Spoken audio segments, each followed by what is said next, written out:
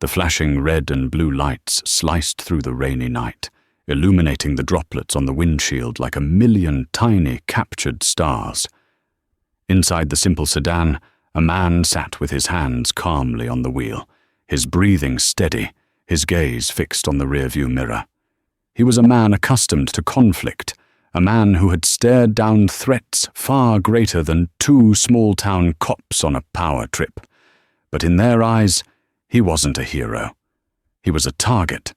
They would drag him, taunt him, and slam him against his own car, never knowing the storm they were about to unleash upon themselves. They were about to assault a ghost, a legend, and the 4 stars on his uniform would soon burn brighter than any sun they had ever seen. The rain fell in relentless sheets, drumming a somber rhythm on the roof of the rented Ford sedan. General Samuel Jericho kept his eyes on the slick, black ribbon of asphalt unwinding before him, the hypnotic sweep of the windshield wipers a poor substitute for the steady, reassuring hum of a C-130 Hercules. He preferred the air, the vast, open sky where lines were clear and targets were defined. Down here, on the ground, the lines blurred. He was less than 30 miles from the quiet town of Mill Creek, a place that held the 2 most important things in his life: the memories of his childhood and his older sister, Loretta. Her last call had been frail, her voice a reedy whisper that clung to him across 1,000 miles and a dozen strategic briefings. The doctors had used words like palliative and comfort, polite terms for a surrender he wasn't ready to accept. So, he had cleared his schedule, trading the Pentagon's hallowed halls for the anonymity of a cross-country flight and this unremarkable rental car. He wore simple civilian clothes, a pair of dark jeans, a comfortable sweater, and a worn leather jacket. He was not General Jericho, commander of United States Strategic Command, tonight. He was just Sam, Loretta's little brother, coming home. The town of Mill Creek was nestled in a valley, a place that time seemed to have largely forgotten. It was the kind of town where everyone knew each other's business, where old grudges simmered for generations beneath a placid surface. For a stranger, especially a black man driving alone late at night, that could be a dangerous thing. Samuel knew this not from intelligence reports, but from the bone-deep memory of his youth, of the warnings his father had given him about which roads to avoid after dark. It was on one of those very roads, a long, dark stretch flanked by dense woods, that the world behind him suddenly erupted in a strobing kaleidoscope of red and blue. Samuel's eyes flickered to the rearview mirror, a local police cruiser, tailgating him aggressively. He hadn't been speeding. He'd checked his taillights before leaving the rental agency. He ran through a mental checklist, the same way he would before a mission, all systems nominal. This wasn't a legitimate stop. His training, honed over 35 years of service in the most dangerous places on Earth, took over. He remained calm. He signaled, slowed the vehicle, and pulled over onto the wet gravel shoulder, the tires crunching softly. He turned on the interior light, rolled down his window just enough to speak through, and placed his hands in plain sight on the steering wheel, palms up. He knew the procedure. He had taught it to his own son. It was a drill for survival in a different kind of war zone.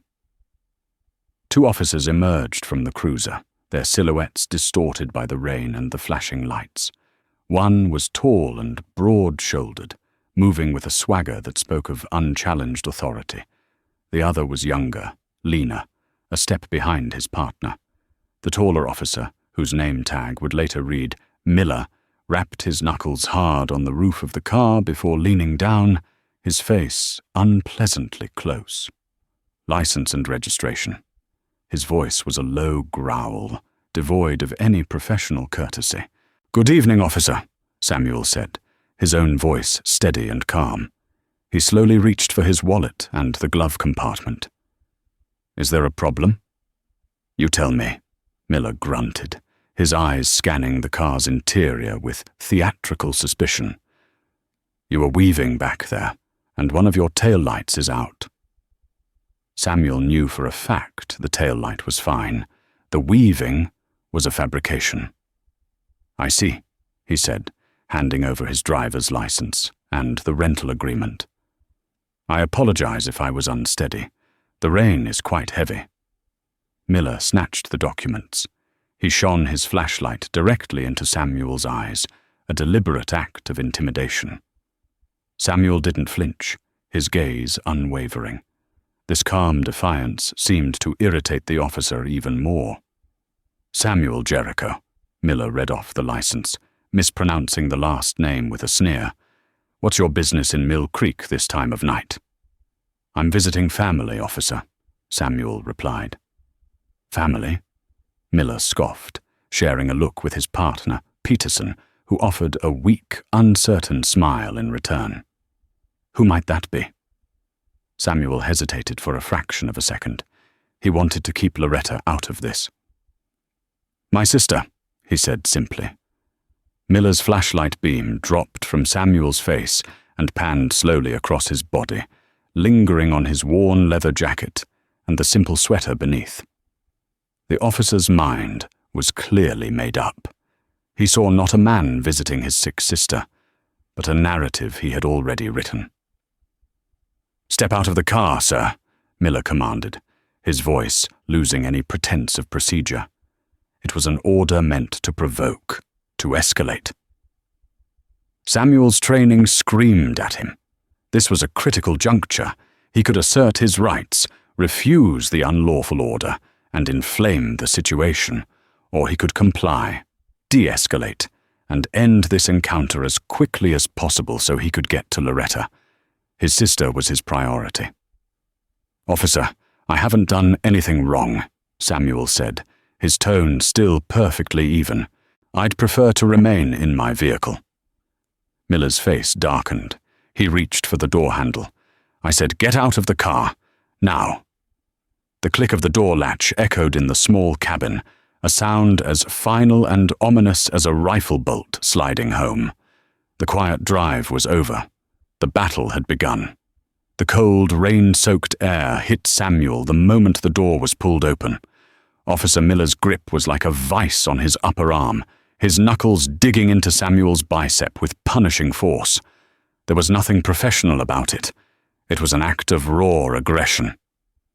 Easy, officer, Samuel said, his voice a low warning. He didn't resist, instead, using his body's momentum to step out of the car smoothly, preventing the officer from being able to claim he was being pulled or resisting. It was a subtle move, a demonstration of control that was utterly lost on Miller. Don't you tell me how to do my job, Miller snarled, shoving him towards the rear of the sedan. Hands on the trunk, spread 'em. Samuel complied, placing his palms flat on the wet metal.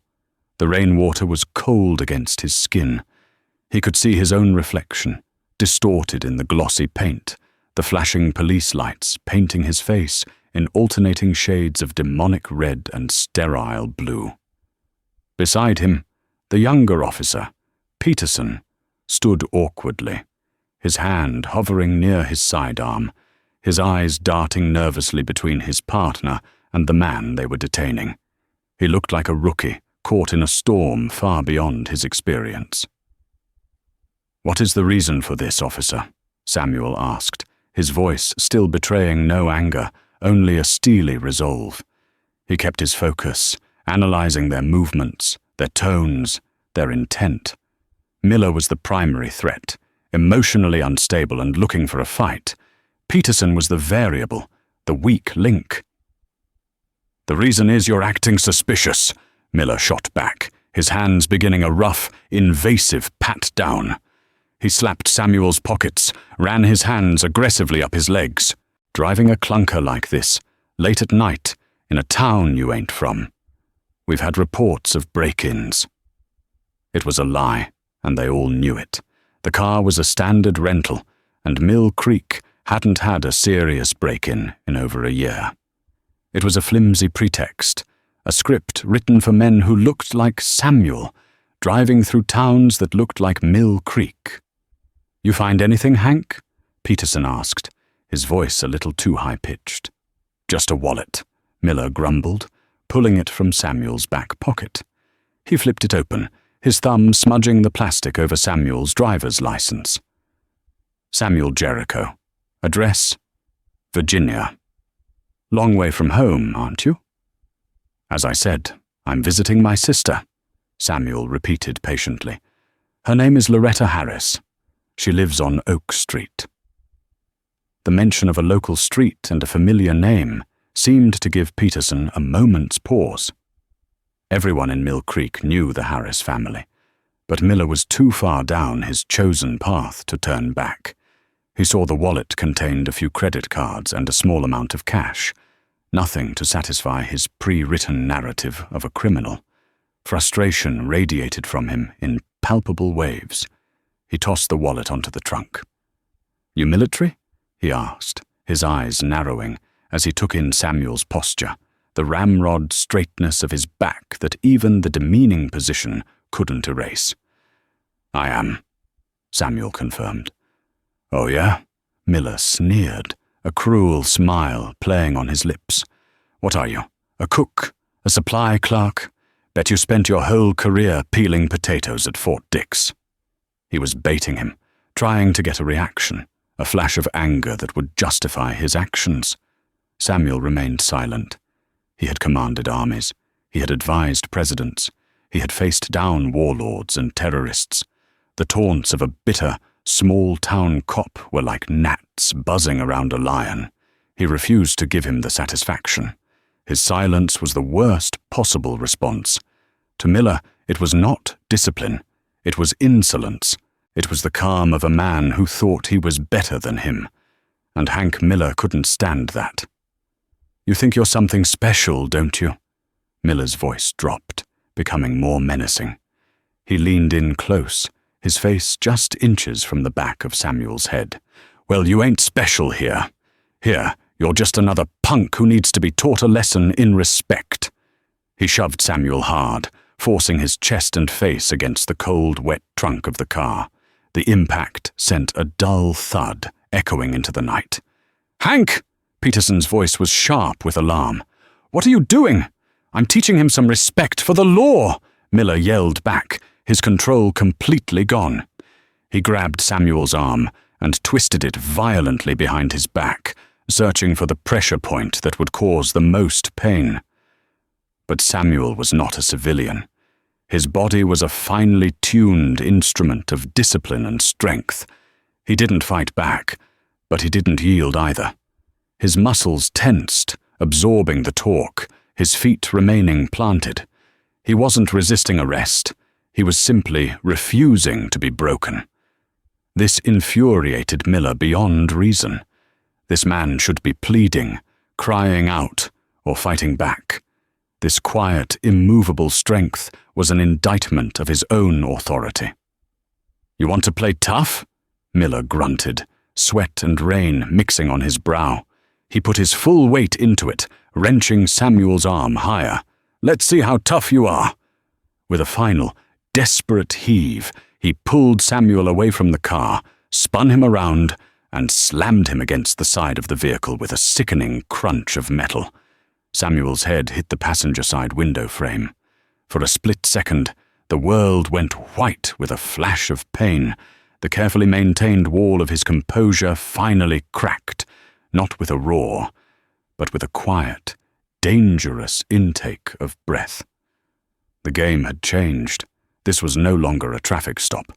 It was an assault. The impact against the car sent a starburst of pain through Samuel's temple. The cold glass of the window pressed against his cheek, and he could smell the ozone in the air, the damp earth, and the cheap, sour scent of Officer Miller's rage. In that instant, a lifetime of discipline warred with a primal instinct to survive, to neutralize the threat. Images flashed through his mind: dusty streets in Kandahar, tense standoffs in the Balkans, the faces of young soldiers who had looked to him for guidance under fire. He had always been the calm eye of the storm. He had to be that now. "That's enough, Miller," Peterson shouted, finally moving forward. "We're on camera. This is going too far." Miller ignored him. He was lost in his own red mist of fury. "You see?" he panted, his face contorted as he pressed Samuel harder against the car. "Not so tough now, are you?" He yanked Samuel's arms behind his back with practiced, brutal efficiency, preparing to cuff him. Samuel's leather jacket bunched up around his shoulders, pulling his sweater taut against his chest. It was then that Miller decided to add one more act of humiliation. "Let's see what you're hiding under this tough guy jacket," he sneered, grabbing the lapels of the jacket with both hands. With a powerful rip, he tore the jacket open. The buttons on Samuel's sweater beneath it strained, and one popped off, clattering unheard onto the wet asphalt. The fabric parted, revealing the crisp dark blue material of the U.S. Army dress uniform shirt he wore underneath. He'd kept it on from a formal event earlier that day, simply throwing the sweater and jacket on over it for the anonymous drive. For a moment, neither officer registered what they were seeing. To them it was just a dark shirt, but the movement had dislodged something from Samuel's inner jacket pocket. A small, leather-bound case fell to the ground, landing with a soft splash in a puddle by Peterson's feet. "What's that?" Miller demanded, distracted. Peterson bent down, his movements hesitant, and picked up the case. It was heavy, solid. He wiped the rainwater from it with his sleeve and fumbled it open. Inside, nestled in dark velvet, was a military identification card. But it wasn't the standard card of an enlisted man or a junior officer. This one was different. It was heavy-grade, with holographic seals and a formidable-looking photo of Samuel Jericho, his expression stern and powerful, a stark contrast to the calm man currently pressed against the car. Peterson's flashlight beam trembled as it fell upon the card. His eyes widened. He read the name first, Jericho Samuel T. Then the rank. He read it once. Then again, his lips moving silently, as if the words were in a foreign language his brain refused to process. "General," he whispered, the word barely audible over the rain. Miller, still struggling with Samuel's uncooperative arms, scoffed. "General what?" "General Mess Hall Supervisor." "No, Hank," Peterson said, his voice shaking. He took a staggering step back, his face pale as a ghost in the flashing lights. He held the ID out, as if it were a venomous snake. "General, as in 4-star General." The words hung in the air, seeming to bend the very fabric of the night. The rain, the flashing lights, the tension, it all seemed to freeze. Miller let go of Samuel's arm as if it had suddenly become white-hot. He snatched the ID from his partner's trembling hand. His own eyes, full of blustering confidence just seconds before, now darted across the card in disbelief. He saw the title, Commander, U.S. Strategic Command. He saw the 4 silver stars gleaming under the beam of his flashlight like tiny, accusatory eyes. His mind reeled, trying to connect the man in the sneering caricature he had created. The punk, the cook, the clunker, driver, with the information on the card in his hand. It was impossible. 4-star generals didn't drive Ford sedans through Mill Creek in the pouring rain. They traveled in motorcades, flanked by security, on their way to meet with world leaders. They didn't get pulled over for a phantom broken tail light. He looked from the powerful, decorated man on the ID to the man standing before him. Samuel had straightened up the moment Miller had released him. He hadn't said a word. He was simply watching them, his expression unreadable, his eyes holding a weight that Miller was only now beginning to comprehend. The rain slicked back Samuel's hair, dripped from his chin. His sweater was askew, his jacket torn open, and on the collar points of his exposed uniform shirt, now visible in the harsh light, were the embroidered insignia of his rank. 4 gleaming silver stars. The swagger drained out of Hank Miller like air from a punctured tire. His face, flushed with rage a moment ago, was now a mask of sheer, unadulterated terror. The world had just tilted on its axis, and he was in a free fall. He had not just assaulted a citizen. He had not just falsely arrested a veteran. He had physically assaulted one of the highest-ranking, most powerful military officers in the entire United States Armed Forces. The silence that followed the revelation was more profound than any sound.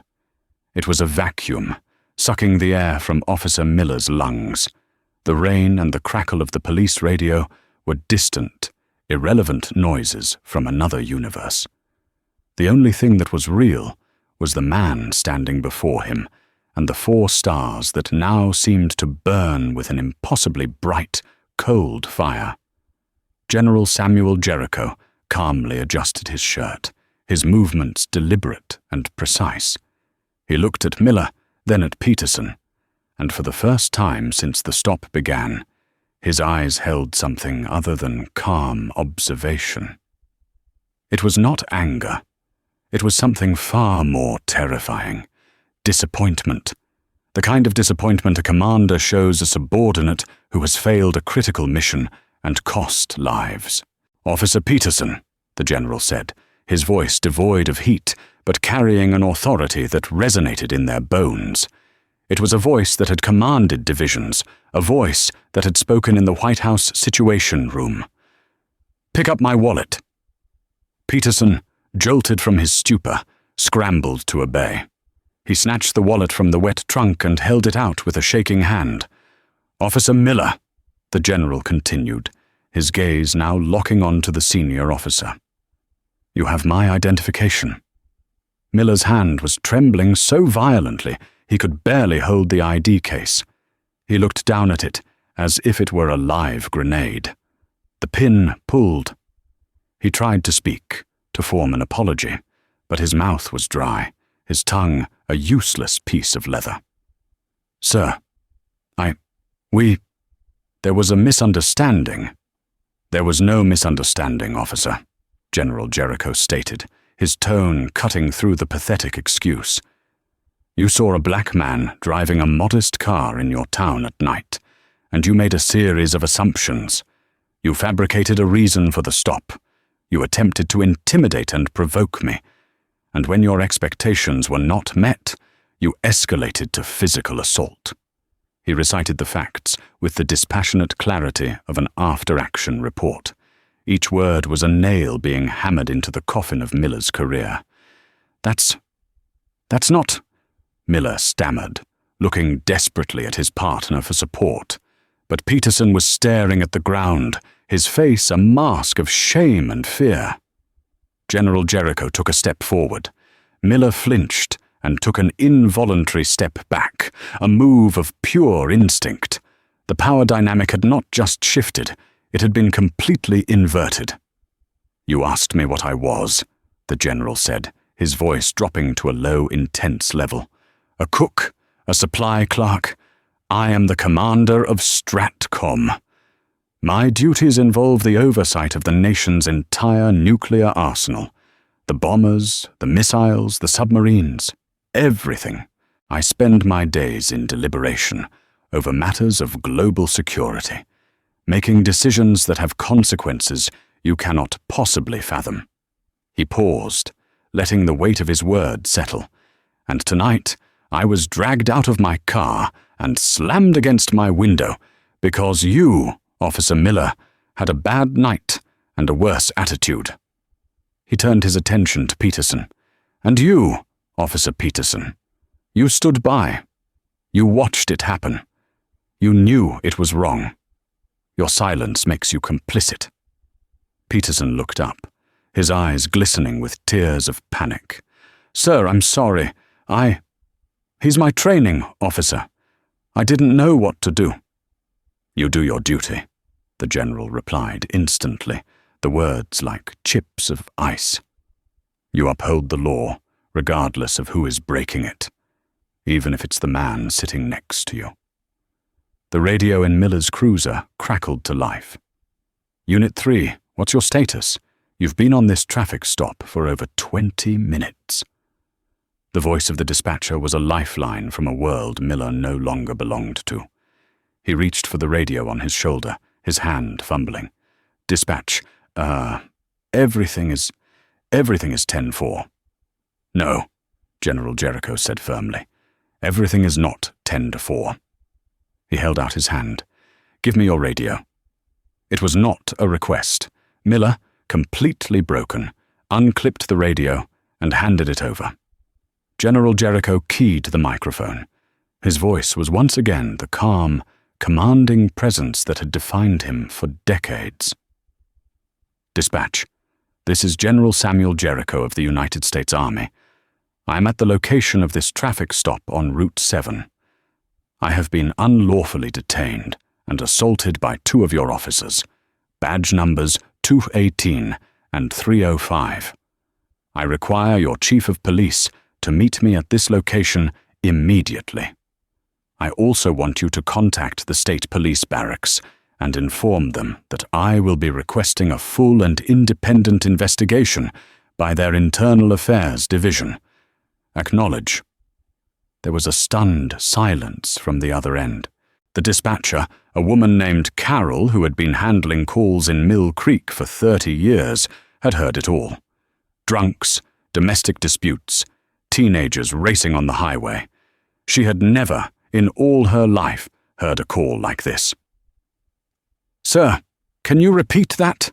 she asked, her voice trembling. General Jericho repeated the entire transmission, word for word, without a single inflection of emotion. He then added, "You have 5 minutes to confirm that Chief Brody is en route. If I do not receive that confirmation, my next call will be to the Governor's office and the Department of Justice. Jericho out." He unkeyed the mic and handed the radio back to a stone-faced Miller. The 2 officers looked at each other, the full, catastrophic scale of their actions finally crashing down upon them.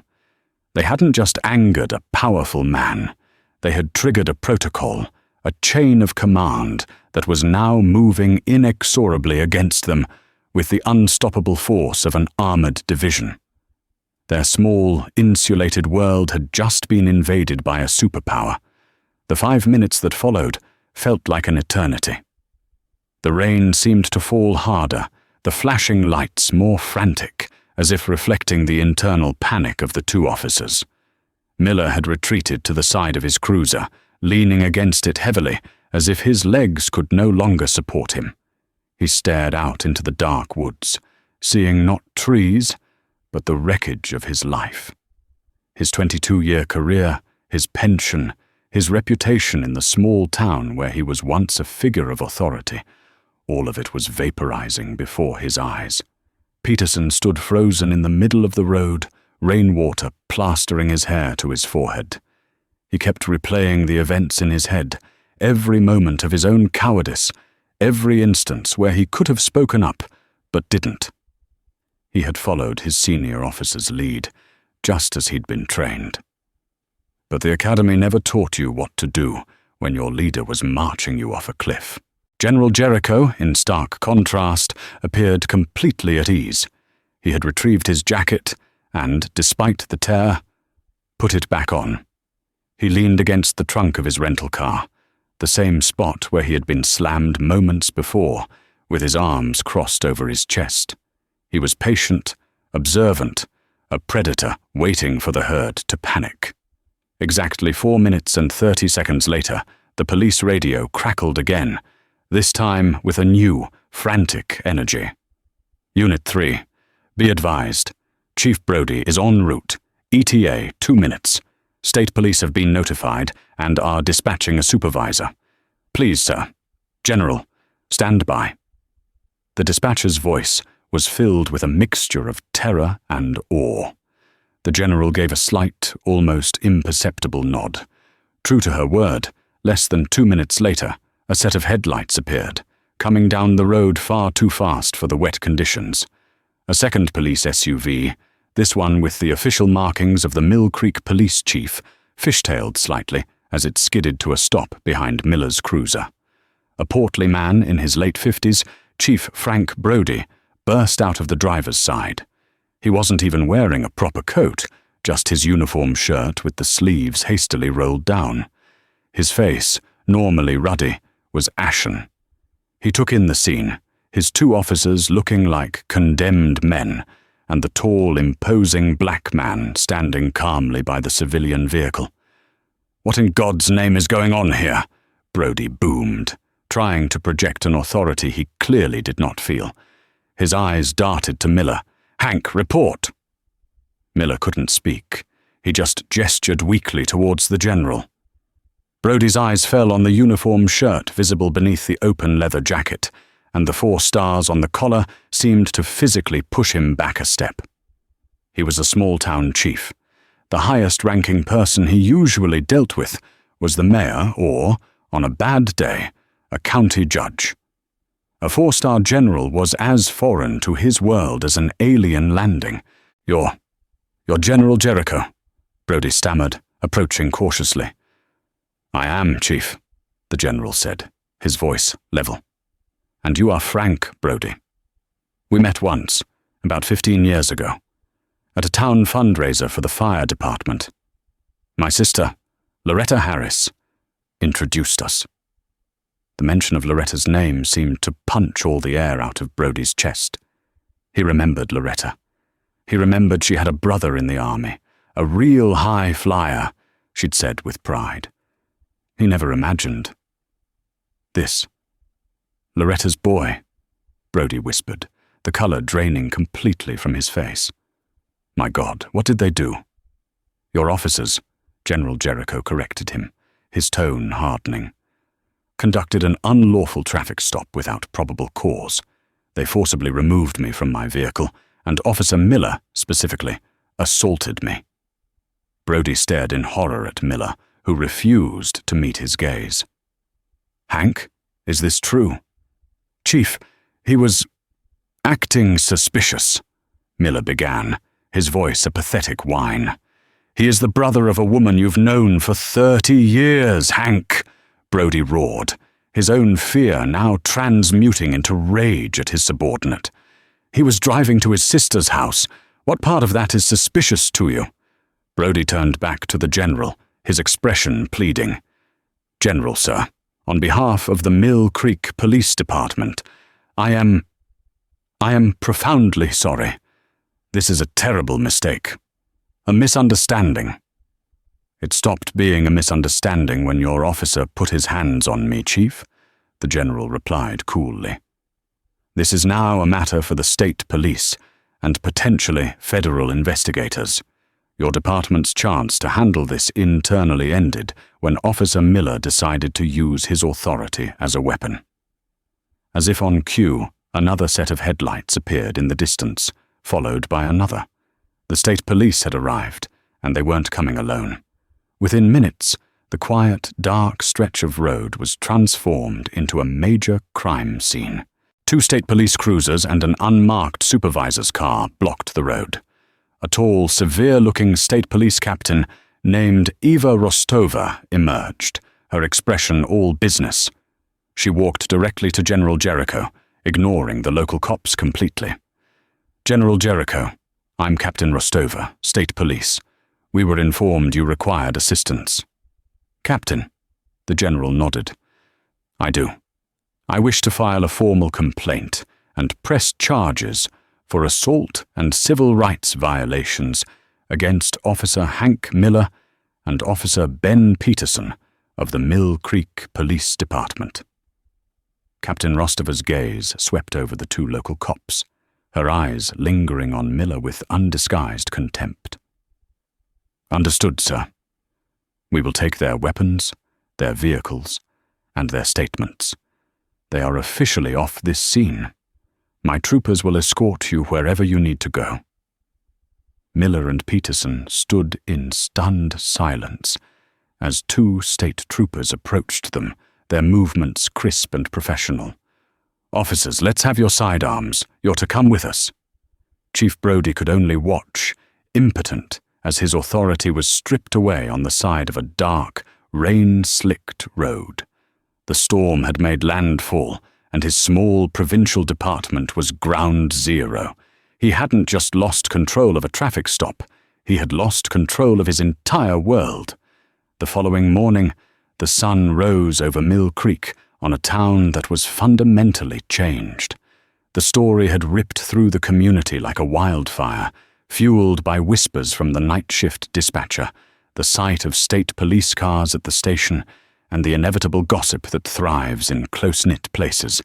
The Mill Creek Police Department, once a source of mundane local authority, was now the subject of a scandal that had reached the governor's office by breakfast.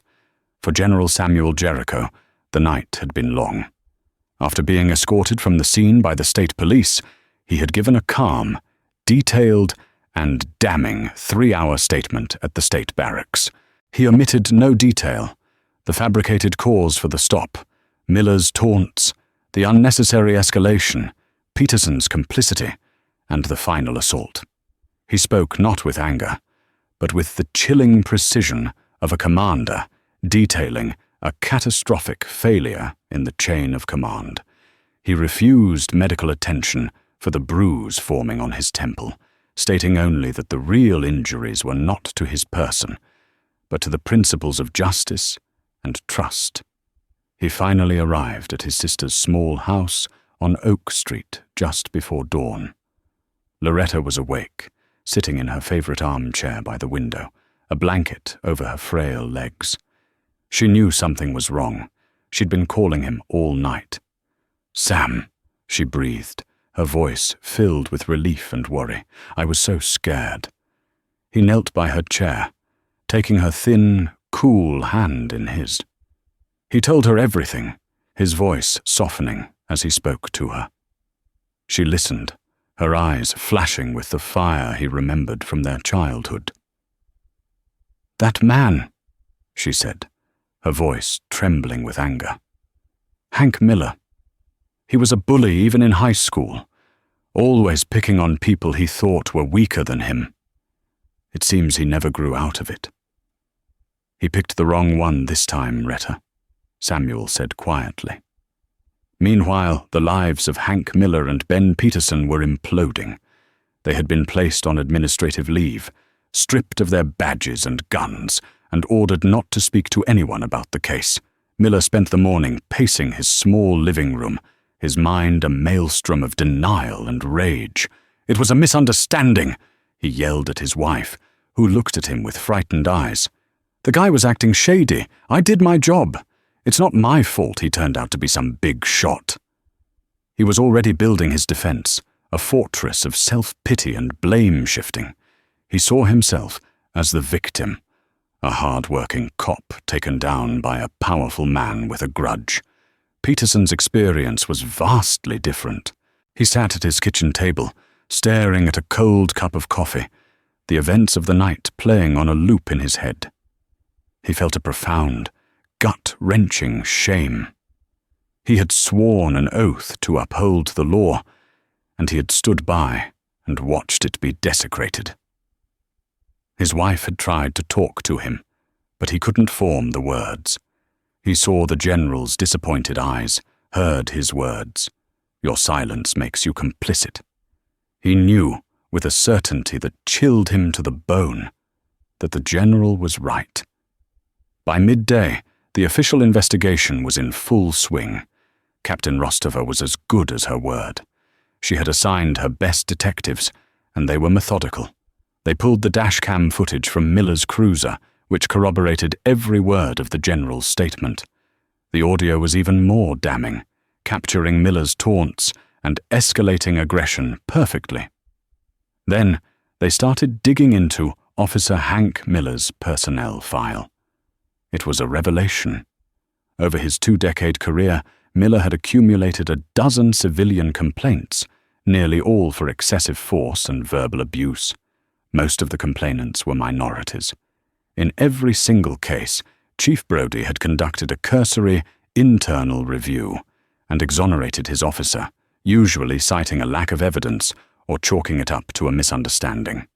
It was a clear, undeniable pattern of behavior, enabled and protected by his superior. The investigators also brought in Chief Brody. In the sterile environment of the state barracks interview room, under the glare of fluorescent lights, his blustering small-town authority meant nothing.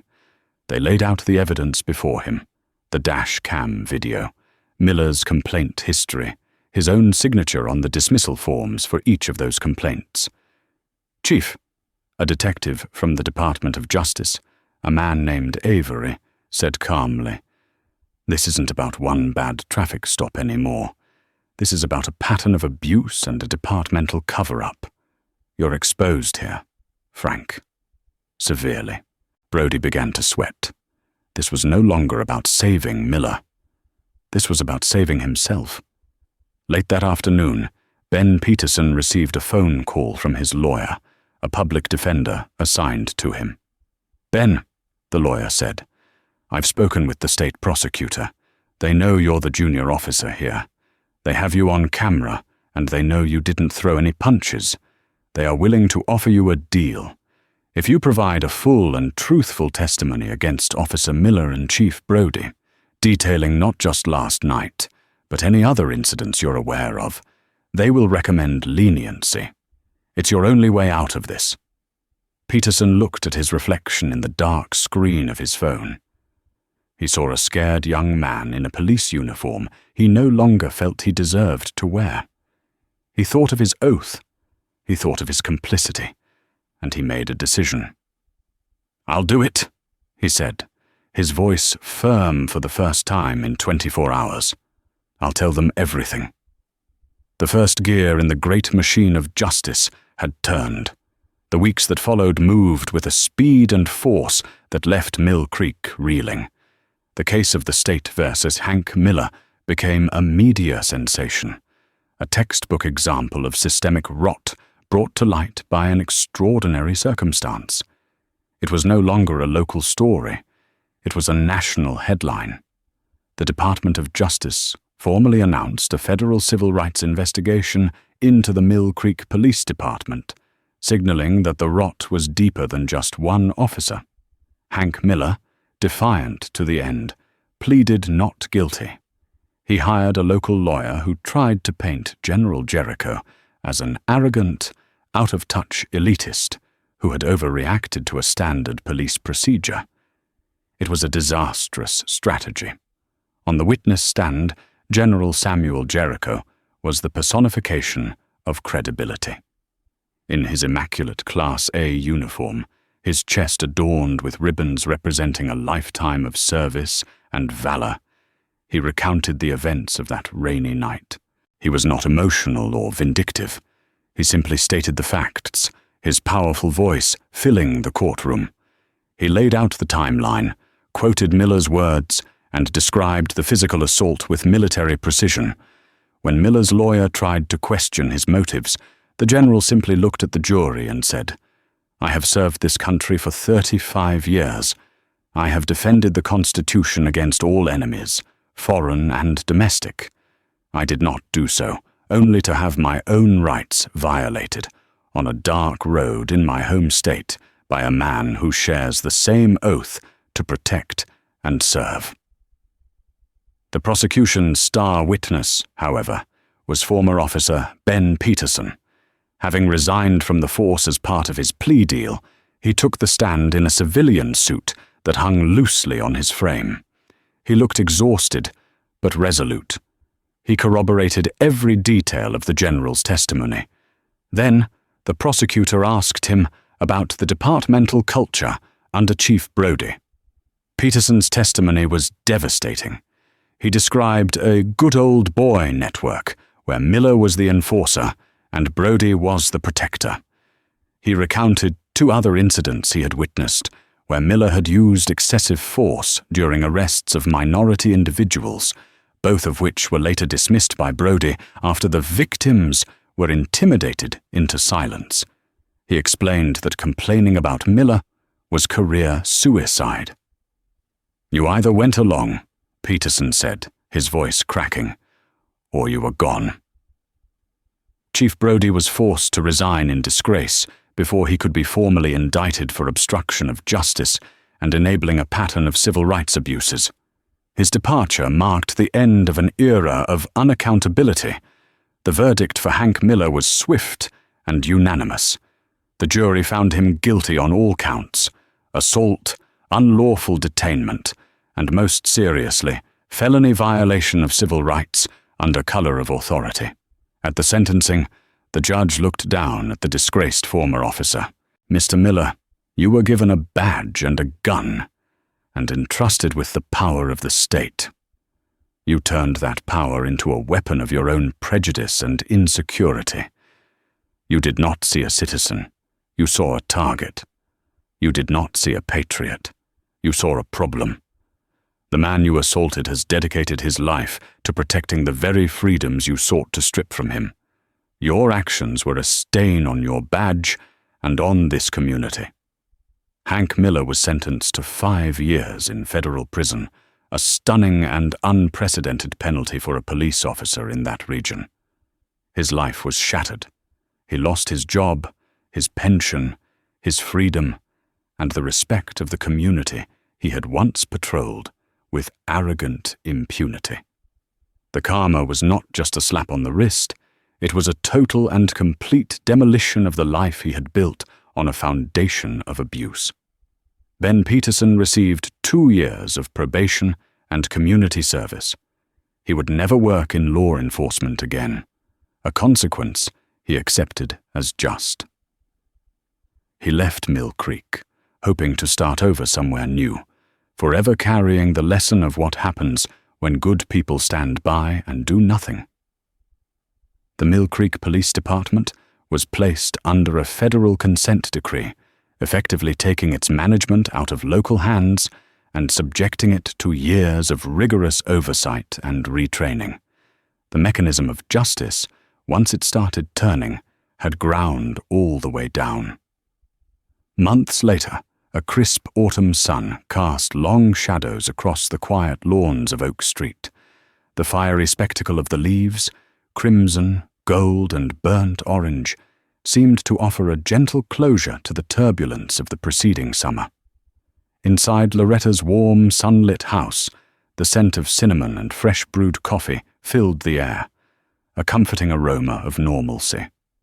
The media circus had packed up and moved on to the next headline, leaving Mill Creek to quietly reckon with its exposed wounds. General Samuel Jericho sat at his sister's familiar kitchen table, his hands wrapped around a heavy ceramic mug. He was in a simple grey sweatshirt and jeans, the unassuming attire he preferred when he was simply Sam. Across from him, Loretta looked more vibrant than she had in years. The long legal battle, the stress, and the public scrutiny had been a trial for her as well. But seeing justice served had been a powerful medicine. The fire in her eyes, which had dimmed with her illness, now burned with a steady, determined light. "You know," she said, her voice clear and strong, "the strangest thing has been happening. People in town, people I've known my whole life who used to just give a polite nod. They stop me in the grocery store now. They want to talk about it. Some apologize, as if the town itself needs to atone. Frank Brody's wife even sent over a casserole." She shook her head, a wry smile on her lips. "A sorry my husband enabled a racist thug casserole." Samuel chuckled, a deep, warm sound. "And how does that feel?" "It feels complicated," Loretta admitted. "It feels like they finally see something they refused to look at for years. Your 4 stars were like a floodlight, Sam. You forced them to see the rot that's been in the floorboards all along." She leaned forward, her expression serious. "Dad would have been so proud of you. Not just for the rank or for winning in court. He would have been proud of how you fought. You never raised your voice, never lost your dignity. You used their own system to dismantle them with cold, hard facts. You showed them what true strength looks like." Samuel looked out the window, watching a golden leaf drift slowly to the ground. I've spent my life fighting on one kind of battlefield, Retta. In places like Iraq and Afghanistan, the enemy, for the most part, is clear. The objectives are defined by maps and intelligence reports. You fight, you strategize, you protect your soldiers, and you try to come home. But there's another battlefield, right here at home. It's fought on dark highways, in quiet neighborhoods, in biased courtrooms, and in the hearts and minds of people. There are no clear lines. The enemy is an idea, a prejudice as pervasive and invisible as the air itself. In many ways, that's the harder fight. He thought of the thousands of young men and women under his command. He had trained them to face down enemy combatants, to survive ambushes, to be warriors. But he had not prepared them for the fight they might face after taking off their uniform. The battle against a suspicion that clings to the color of their skin more stubbornly than any desert dust. Since the story broke, he continued, his voice quiet, my office has been flooded with letters and emails, hundreds of them. Most are from service members. A black master sergeant pulled over 5 times in a month in his own neighborhood. A Latina captain denied a home loan for reasons that evaporated when her white husband applied a loan. A young private, just back from his first tour, roughed up outside a bar because he didn't look like he belonged there.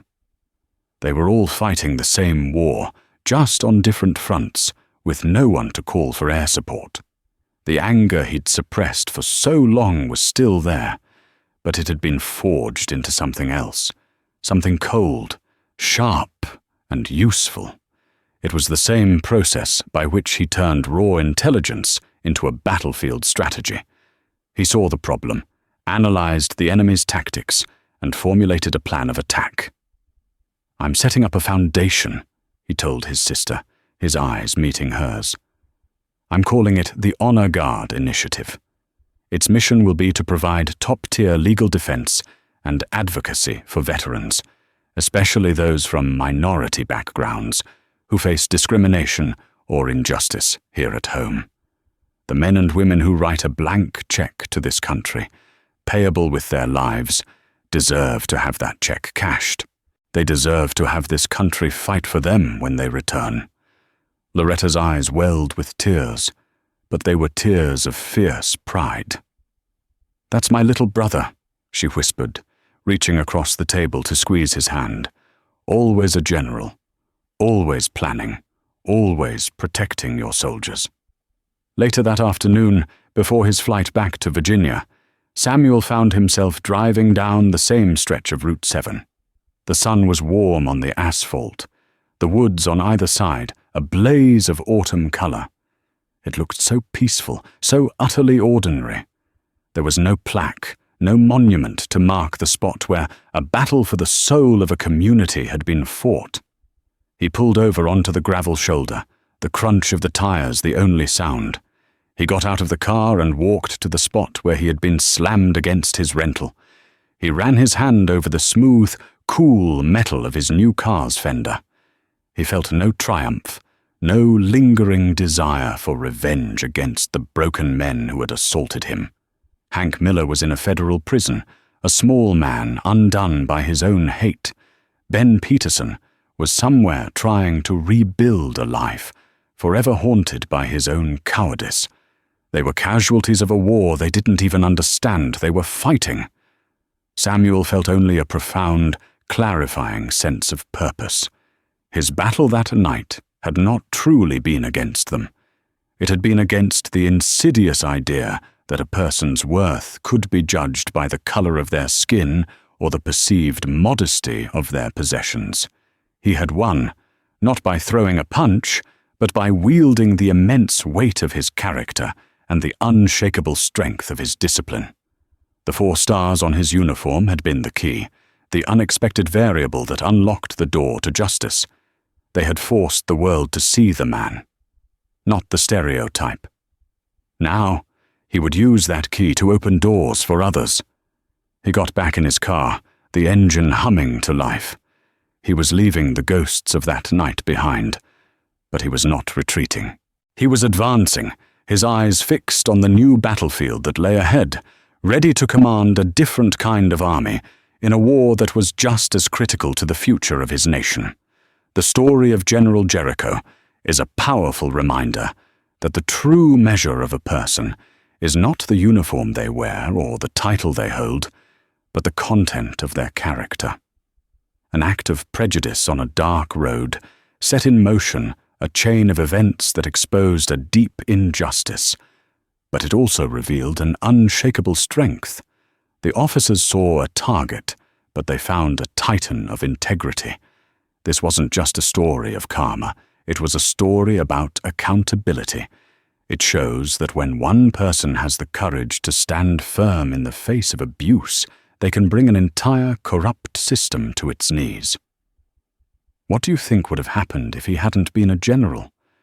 That's the question we should all be asking. If this story moved you, please hit that like button and share it with someone who needs to hear it. Don't forget to subscribe and turn on notifications so you won't miss our next story of justice and unexpected twists. Let us know in the comments what part of this story stood out to you the most.